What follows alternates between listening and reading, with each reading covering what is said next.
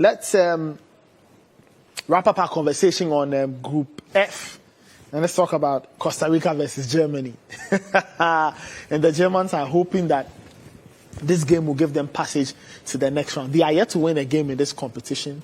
They recorded a loss and a draw. If they win, they get 4 points. Will it be enough? We don't know, depending on other factors.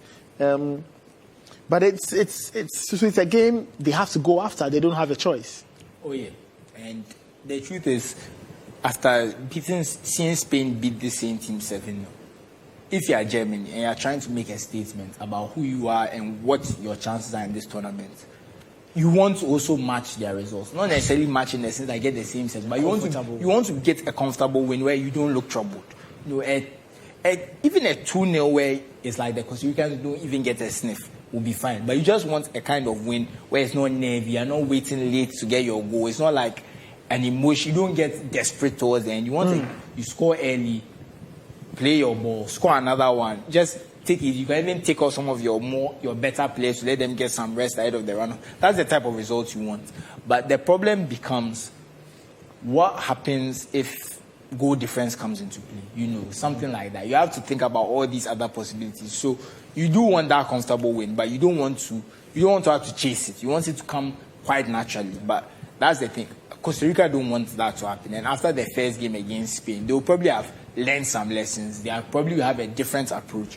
So it's an easy, again, we always say this, easy game on paper, but when it comes to it, it might be a bit more tricky if the Germans don't get a good start. It's one of those where you need to get the first goal, you need to get it early to calm their nerves and make everything fine. So if they get a goal in the first 30 minutes, they'll probably get a few more and it will be comfortable. If after about maybe 60, 70 minutes they haven't scored, they should be wary because the Costa Ricans might start to get a bit more adventurous and hit them on the counter. And it's similar to what we saw to Japan. If you leave it late, you don't take that lead early, you can be punished later in the game. And when they score like that, and they even now retreat even deeper into their shell, it becomes harder to score. So it's about getting an early goal and managing the game from there. Dana, so you mentioned Germany's goal difference. As it stands, their goal difference is -1, right?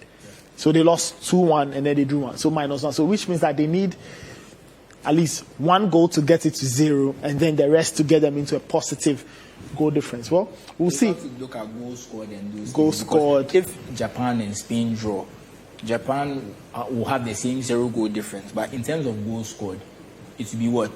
2-2? So yellow cards, all sorts of permutations come into it. So that's why a comfortable win is very necessary for them. All right, we'll see. For Costa Rica, what's the game plans? Try and stay alive. It's funny how the conversation around this game is like Costa Rica are out of it. The likelihood that Spain will do the job, position. Yeah, Spain will do the job against Japan is high.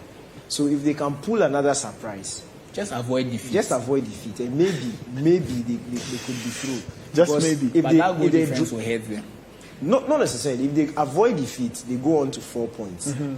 And if Spain beats Japan, Japan remain on 3 points. So a draw could be a good result. Costa Rica. And that's why I feel like they'll make themselves very difficult to break down.